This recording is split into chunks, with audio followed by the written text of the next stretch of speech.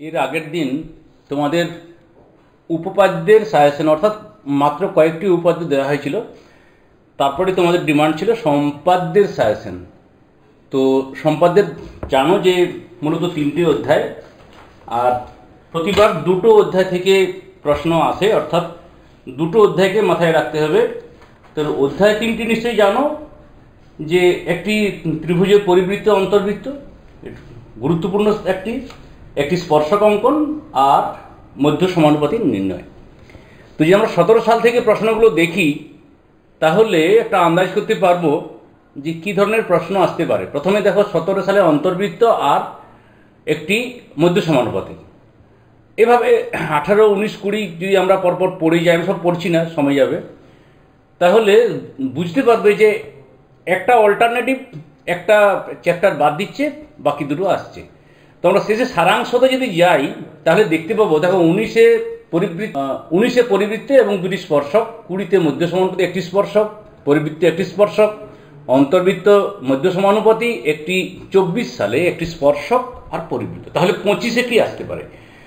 25-এ গুরুত্বপূর্ণ অংশ হচ্ছে 23-এর যে প্রশ্নগুলো এসেছে সেখান থেকে, অর্থাৎ এই অধ্যায় দুটোকে গুরুত্বপূর্ণ বলে ভেবে নিয়ে এগোতে হবে। তাহলে প্রথমে মধ্য সমানুপাতি, এখান থেকে কি কি প্রশ্ন দেবো? তুমি যদি ভাবো যে আমি একটি প্রশ্ন অর্থাৎ একটি অধ্যায় কমপ্লিট করব, তাহলে আশা করি এখান থেকেই পেয়ে যাবে। তো মধ্য সমানুপাতি নির্ণয়ের ক্ষেত্রে প্রথমে তুমি চলে যাও 278 পেজ থেকে 282 পেজ তোমাদের যে গণিতের বই, সেখানে। তো আমরা কয়েকটা উদাহরণ টানলাম। খেয়াল রাখবে যে মাপগুলো বলা হচ্ছে সেই মাপগুলোই থাকবে, এমন কোনো দিব্যি দেওয়া নেই। যেমন ধরো এখানে 8 সেমি এবং 6 সেমি বাহু বিশিষ্ট একটি আয়তক্ষেত্র অঙ্কন করো এবং ওই আয়তক্ষেত্রের সমান ক্ষেত্রবিশিষ্ট একটি বর্গক্ষেত্র অঙ্কন করো।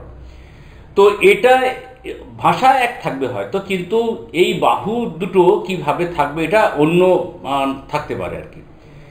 তারপরে দ্বিতীয়ত একটি ত্রিভুজ অঙ্কন করো যার 3টি বাহুর দৈর্ঘ্য যথাক্রমে এত এত এত, অর্থাৎ 7, 6 এবং 3। ওই ত্রিভুজের সমান ক্ষেত্র বিশিষ্ট একটি বর্গক্ষেত্র অঙ্কন করো।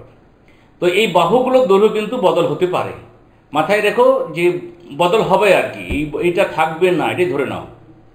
তৃতীয়ত 4 সেমি এবং 3 সেমি দৈর্ঘ্যের সরল রেখাংশ দুটির মধ্য সমানুপাতি অঙ্কন করো। তাহলে মধ্য সমানুপাতির 3টে বিষয় কিন্তু তোমাকে প্রস্তুত থাকতে হবে, যে কোনো একটা আসতে পারে। প্রশ্নকর্তা তো আমি নই যে আমি বলে দেবো যে ওই প্রশ্নটাই আসছে। আরেকটা এটা এক্সট্রা, অর্থাৎ জ্যামিতিক উপায়ে √21 বা √23 এর মান নির্ণয় করো। এটা অবশ্যই দেখে রাখবে। তাহলে যারা করছে 4টি করছো। নেক্সট দ্বিতীয়ত আসি ত্রিভুজের অন্তর্বৃত্ত অঙ্কন, যেখানে তোমাদের 177 এবং 178 পেজ যদি চলে যাও সেখান থেকে দেখতে হবে। অর্থাৎ দ্বিতীয় আমাদের এই বিষয়টা।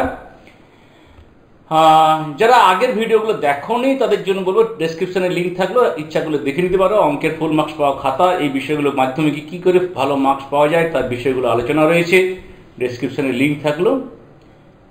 প্রথম যেটা থাকছে সেটা যে 6 সেমি বাহু বিশিষ্ট একটি সমবাহু ত্রিভুজ অঙ্কন করো, ওই ত্রিভুজটির অন্তর্বৃত্ত অঙ্কন করো। খেয়াল রাখবে এখানে সমবাহু ত্রিভুজ বলেছে, এই বিষয়টা একটু মাথায় রাখবে, আশা করি তোমরা করতে পারবে। যদি কোনোটার প্রবলেম থাকে তাহলে পরবর্তী ক্ষেত্রে আমরা একটা করে দেখিয়ে দেবো, সেটা তোমরা কমেন্টে জানাও।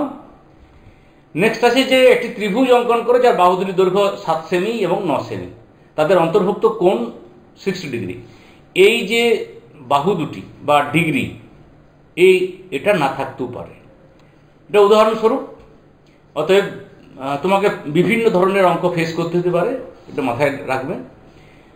লাস্ট যেটা বলছি যে সমকোণী ত্রিভুজ অঙ্কন করে যার অতিভুজের দৈর্ঘ্য 9 সেমি, এখানে শুধু অতিভুজটা বলেছে, আরেকটা বাহু বলেছে 5.5 সেমি, ওই ত্রিভুজের অন্তর্বৃত্ত অঙ্কন করো।